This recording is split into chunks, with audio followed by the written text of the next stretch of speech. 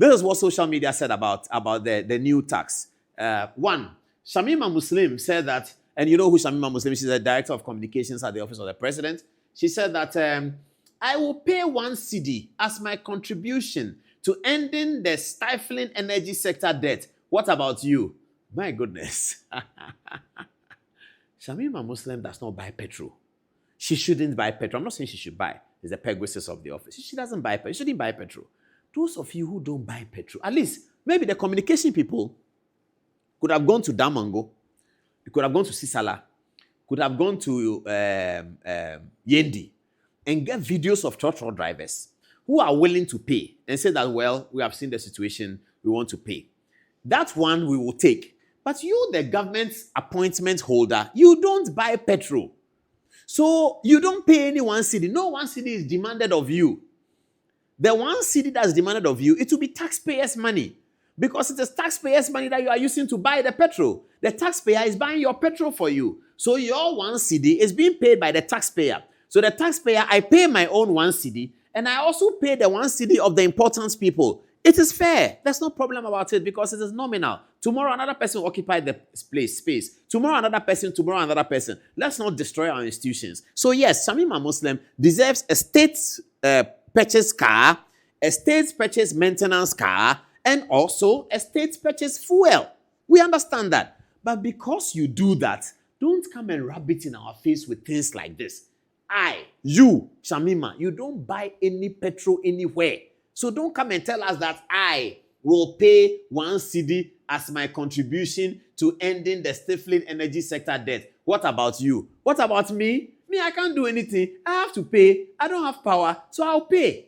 But you don't pay some. So don't come and tell us that you are paying some. Who are you deceiving? This is deception.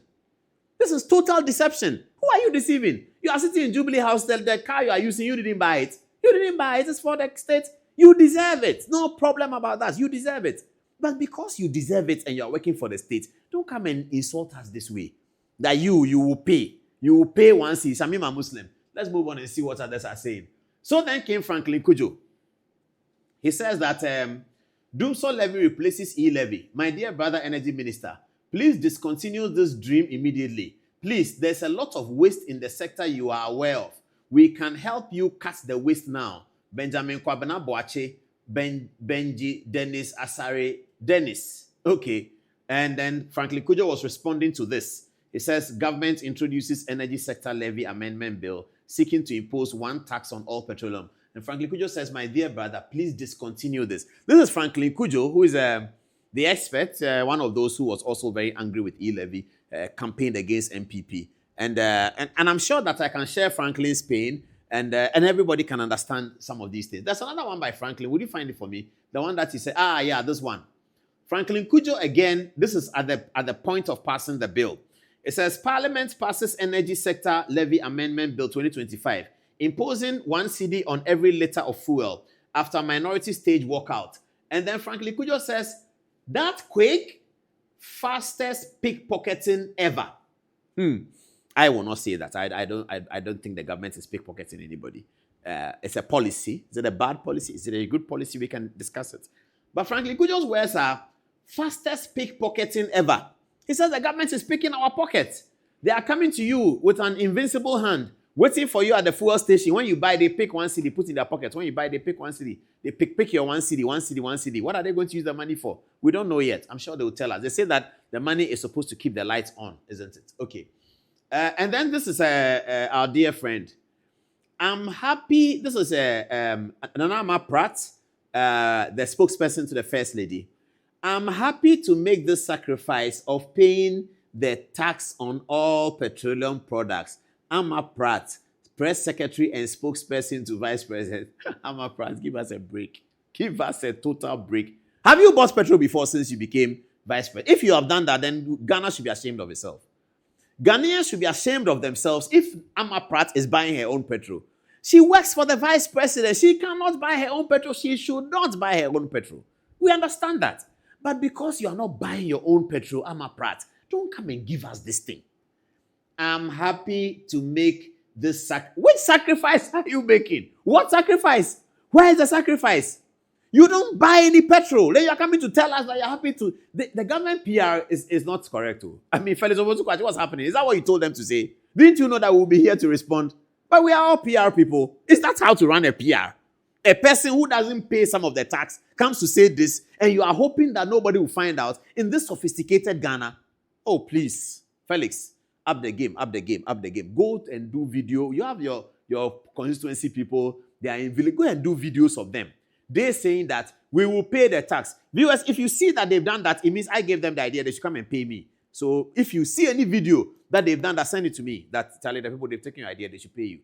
Felix, that's what you should be doing. You don't get your people here who don't buy some of the petrol to come and talk about it. No. How many times did Sami Jenfi use as an analogy? Adom-Otchere Daku doesn't know because it's not an air conditioning car. Akufo-Addo is not an air conditioning car. They don't buy some of the petrol, so they don't know. And how many times did Sami Jenfi say it? Have you forgotten? And then you come and put your appointees here, and they are saying, and I love the language. It's so beautiful. I'm happy to make this sacrifice of paying the 1% tax on all petroleum products. Amma Pratt. Oh, no. This one, please, we beg you. You step aside on this one. Because the petrol, you don't buy some. The 1 cedi, you don't pay some. We don't want you to pay. You are entitled not to pay. For the period that you are working for the vice president, you are entitled not to pay. We agree with that. But because you are doing that, don't come and be telling us these things anyway. Let me move on. This one is from Dr. Ray Vessenoh. He's the CEO of the Chamber of Oil Marketing Companies. He says, the introduction of additional levy on petroleum products is unacceptable. Well, you expect that from him, but let's see how the conversation goes going forward. This one is from Eduji Tamaklo. He says, painful but necessary. We are pleading with Ghanaians. Please bear with us. We beg you. I think for communication, this was the best. For PR, this was the best. This is far better than that. I am paying and you to come and pay when you know that you're not paying. Eduji, you did better, but you didn't get there. Now, I've told you NDC people, every Friday, go to MPA. I know the people who used to work there. Eduji has petrol coupon for you. He's been giving it to Jifa Gunu and his friends. All of you are entitled. Go to MPA every Friday. Tomorrow is a holiday. Next week, Friday, tell him that you heard on Good Evening Ghana that as MPA boss, he has gold coupons. He has it. He should give it to you. You supported the campaign. You are the foot soldiers. He should give you the gold coupon. And I like what he wrote. He said it is painful, which is true. You see, in PR, truth is always very important. Start with the truth, and then you can build your propaganda thereafter. But the thing that Shamima and Amma Pratt were doing there, I'm not sure about it. So, painful but necessary. We are pleading with Ghanaians. Please, bear with us. We beg you. It is better. We will still not understand. Because you, Tamaklo, you didn't bear with Akufo-Addo at all. You, Tamaklo, Eduji, you didn't bear with Akufo-Addo and Ken Ofori-Atta at all. You still, we should cut off their head. We should kill them. 6 months into your administration, you have taken off E-Levy and brought something that is worse than E-Levy. You are asking Ghanaians to beg. We are asking Ghanaians that you beg them. You are begging. If Akufo-Addo had begged, would you have listened? If Akufo-Addo has said, Ghanaians, I beg you. If Dr. Baumia has said, Ghanaians, I beg you. You, Tamaklo, would you listen? Today, 6 months into your administration, you find yourself begging Ghanaians. Didn't you tell us that Oral was going to recuperate $21 billion and that all the money that has been stolen under Oral is $21 billion? They are going to save $21 billion for Ghana. Ken Ofori-Atta has $58 million of a dark hole. You are going to save it for Ghana. E-Levy was bad. Even the people who said COVID has come, Russia-Ukraine war has come, so we need E-Levy. Even them who were pointing to something. You said that they are criminals and they are bad people. We should vote them out. You have been elected into office just 6 months down the line. We didn't know that we'll be able to talk like this 6 months down the line. For the kind of campaign, the successful campaign that was waged by the National Democratic Congress, we didn't know that it would take only 6 months for us to be able to talk about NDC like this, that NDC have imposed taxes. NDC went to Parliament in March and abolished what they call nuisance taxes. Keselatu Forson was hailed for it, that he is the Messiah who has just arrived. Today, Keselatu Forson is doing something that Franklin Kujo calls pickpocketing. Edwidge Tamaklo comes and says, we beg you. Who are you begging? You are begging us because you want to stay in power. You are enjoying the power, so you are begging us that we should keep you in power.